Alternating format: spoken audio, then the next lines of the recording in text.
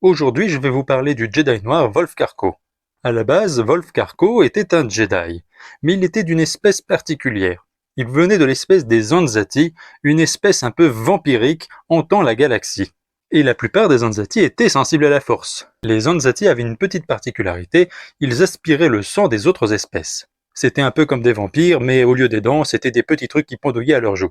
Ils les plantaient dans la peau de leur adversaire pour aspirer leur sang, mais aussi pour aspirer leur pouvoir de la force. Ce qui fait que les Jedi n'ont jamais recruté Zanzati en 24 000 ans. Mais 1000 ans avant les films, ils vont se dire que peut-être ils pourraient essayer. Après tout, il faut laisser une chance à un Zanzati de devenir un Jedi. Ils recrutèrent donc Wolf Karko. C'était un élève prometteur et assez puissant, et il fit très vite ses preuves. Mais malheureusement, l'appel du sang va finir par l'atteindre, il va finir par s'en prendre à des camarades. Sa soif de sang va devenir de plus en plus grande et les autres Jedi vont devoir s'en mêler. Mais si les Jedi ont le choix d'épargner un adversaire, ils ne le tuent pas. Et ce fut le cas de Wolf Karko. Et Wolf Karko fut enfermé dans une chambre de stase. Une sorte de machine qui te maintient en vie pendant très longtemps. Après, les Zanzati de base peuvent vivre 1000 ans. Mais Karko restera dans cette cuve pendant au moins 1000 ans.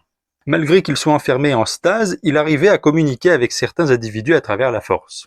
Et un jour, la Jedi Aayla Secura va perdre la mémoire. Elle va penser que les Jedi cherchaient à la traquer et du coup elle va aller se cacher. Malheureusement, elle va se cacher un peu trop près de la chambre de stase de Wolf Karko. Et Karko va communiquer avec elle à travers la force et l'attirer dans sa chambre. Rien de bizarre, hein. Aayla va le libérer et Karko va commencer à l'entraîner en tant que Jedi noir. Et Aayla va le servir pendant quelques jours. Elle va même affronter son ancien maître Quinlan Vos, mais grâce à l'aide de d'autres Jedi, il réussira à mettre fin à la vie de Lanzati. Et du coup, cela servit aux Jedi à ne pas reprendre Lanzati dans leur rang. Bon, à part peut-être un autre qui passera aussi du côté obscur.